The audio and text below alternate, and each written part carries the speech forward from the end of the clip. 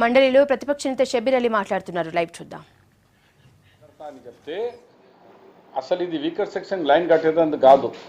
ఈ election greater Hyderabad election దృష్టిలో పెట్టుకుని వాళ్ళను అగో నేను కడతాన్నా, ఇగో కోర్టు నుంచి స్టే వచ్చింది, ఇగో వీళ్ళు ఇస్తలేరు అని నాటకాలు చేసే తప్ప నిజంగా నీకు వీకర్ సెక్షన్ మీద కట్టాలనుకుంటే ఇప్పుడు 4.5 లక్షల హౌసింగ్ ప్రోగ్రామ్ మధ్యలో ఆగి ఉన్నది. ఇన్క్వైరీ అన్నాం, సిబిసిఐడి అన్నారు, అది ఎక్కడ పోయింది తెలియదు. కానీ 4.5 లక్షల రోడ్ల మీద ఉన్నారు. కాంగ్రెస్ 10 ఇయర్స్లో 45 లక్షల ఇళ్ళు కట్టించినాం మేము. వాళ్ళని కంప్లీట్ చేయబోయా?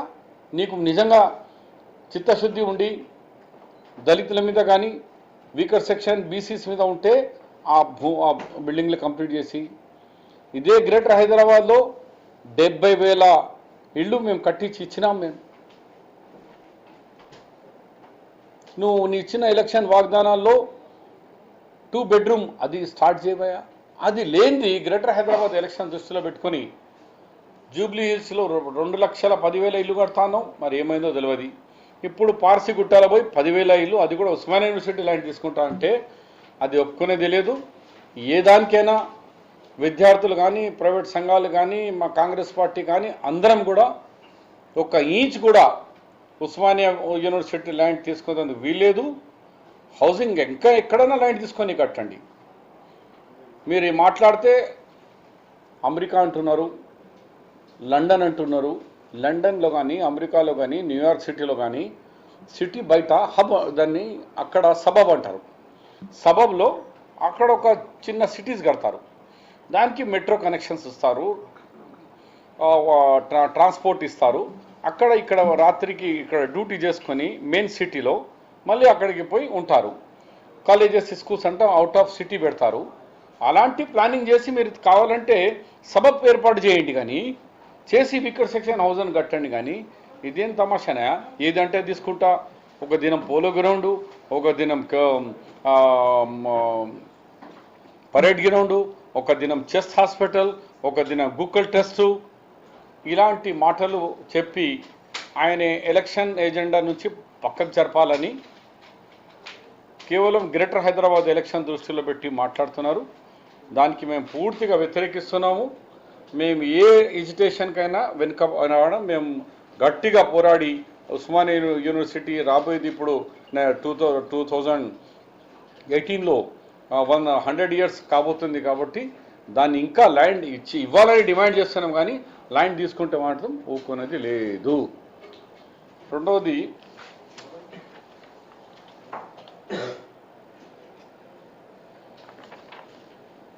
మొన్న నిర్మల్లో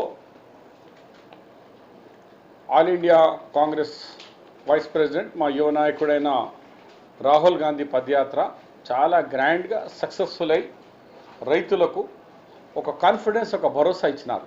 ఆయన చెప్పినారు, రాహుల్ గాంధీ ఎందుకు వచ్చినాడు, ఎందుకు వస్తున్నారు అంటే ఆయనే చెప్పినారు, మీరు ప్రభుత్వంలో ఉన్నారు, రాష్ట్ర ప్రభుత్వం కానీ కేంద్ర ప్రభుత్వం కానీ, अगर आप लोग मुझे किसानों को गले लगाते, आप उनके घर जाके उनकी मुसीबत पूछते तो मुझे यहाँ नहीं आना पड़ता था. మీరు రాలేదు కాబట్టి, మీ డ్యూటీ మీరు చేయలేదు కాబట్టి నేను ఢిల్లీ నుంచి నేను ఇవాళ ఈ కుటుంబాలకు గురించి నేను వచ్చినాను అని క్లియర్ సమాధానం ఇచ్చినాక 3 మంత్రులు 3 ఆన్సర్ ఇచ్చినారా. ఈ కేసీఆర్ ప్రభుత్వం విచిత్రమైన ప్రభుత్వం. మంత్రులకు రైతుల వ్యవసాయం అంటే కిలోనా అయిపోయింది వాళ్ళు. ఒక మంత్రి తుమ్మల నాగేశ్వరరావు ఏమంటారంటే 183 రైతులు ఆత్మహత్యలు చేసుకున్నారు అంటే, పక్కగా కూర్చొని అగ్రికల్చర్ మంత్రి 96 అంటాడు. ఇంకో మంత్రి ఇంద్రకరణ్ రెడ్డి ఏమంటాడంటే అది కేవలం 89 అంటాడు.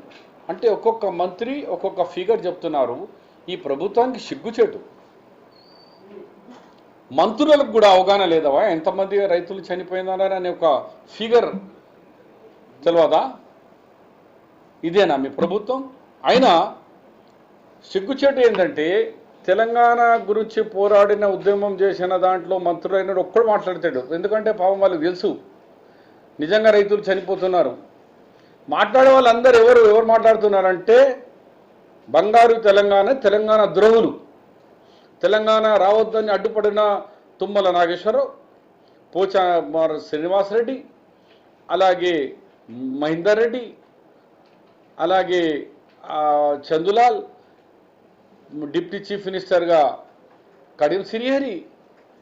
ఇక వీళ్ళు తెలంగాణ గురించి ద్రోహులు, తెలంగాణ పిల్లలను కొట్టించిన వాళ్ళు, తెలంగాణకు అడ్డుపడిన వాళ్ళు. వాళ్ళు వచ్చి మా కాంగ్రెస్ పార్టీ, అది కూడా ఏ కాంగ్రెస్, ఏ వ్యక్తి వస్తున్నాడు? గాంధీ ఫ్యామిలీ.